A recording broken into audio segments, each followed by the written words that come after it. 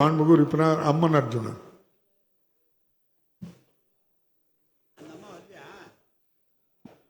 மாண்புமிகு பேரவைத் தலைவருக்கு வணக்கம். மாண்புமிகு என்னுடைய வடக்கு தொகுதிக்குட்பட்ட 38வது வார்டில் ஓனாப்பாளையத்தில் மயானம் உள்ளது. அந்த இடத்தில் இப்பொழுது மாநகராட்சியால் குப்பை கொட்டி அந்த மயானம் புதைப்பதற்கு இடமில்லாமல் இருக்கிறது. ஆகையால் மாண்புமிகு அமைச்சர் அவர்கள் அந்த இடத்தை மயானத்துக்கு பயன்படுத்துவதற்கு உத்தரவிடுமாறு தங்கள் வாயிலாக கேட்டு அமர்கிறேன். மாண்புமிகு அமைச்சர் அவர்கள்.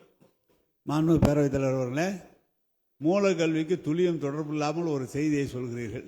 நேற்றே மாண்புமிகு முன்னாள் அமைச்சர் அவர்கள் அங்கே எப்படி குப்பை கொட்டப்படுகிறது வெள்ளலூர் பகுதியில் அங்கெல்லாம் என்ன சிரமம் இருப்பதை பற்றியெல்லாம் சொல்லியிருக்கிறார். நான் அதிகாரிகளோடு பேசியிருக்கிறேன்.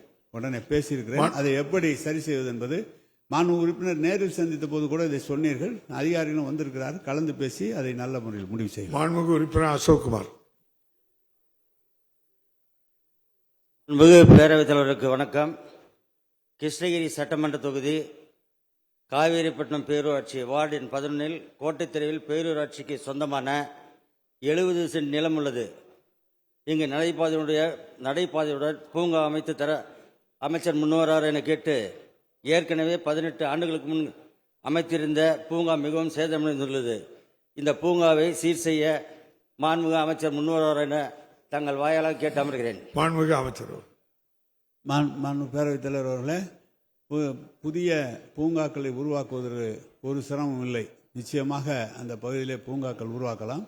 அதுக்கென்று நிதி நம்முடைய முதலமைச்சர் அவர்கள் பேரூராட்சியாக இருந்தாலும் நகராட்சியாக இருந்தாலும் புதிய பூங்காக்களை உருவாக்குவதற்கு நிதி தந்திருக்கிறார். மாண்புமிகு உறுப்பினர் சொன்னதை இந்த ஆண்டு சேர்த்து அதை புதிய இடத்திலே இடம் இருக்குமானால் அதை நிச்சயமாக உருவாக்கலாம். ஏற்கனவே இருந்த பூங்காக்கள் பழுதுபட்டிருக்கிறது என்று சொல்லியிருக்கிறீர்கள், அதையும் சரி செய்யலாம். ஒன்றும் பிரச்சனை இல்லை, செய்து கொடுக்கலாம். மாண்புமிகு உறுப்பினர் செங்கோட்டையன். மாண்புமிகு பேரவைத் தலைவர் அவர்களே,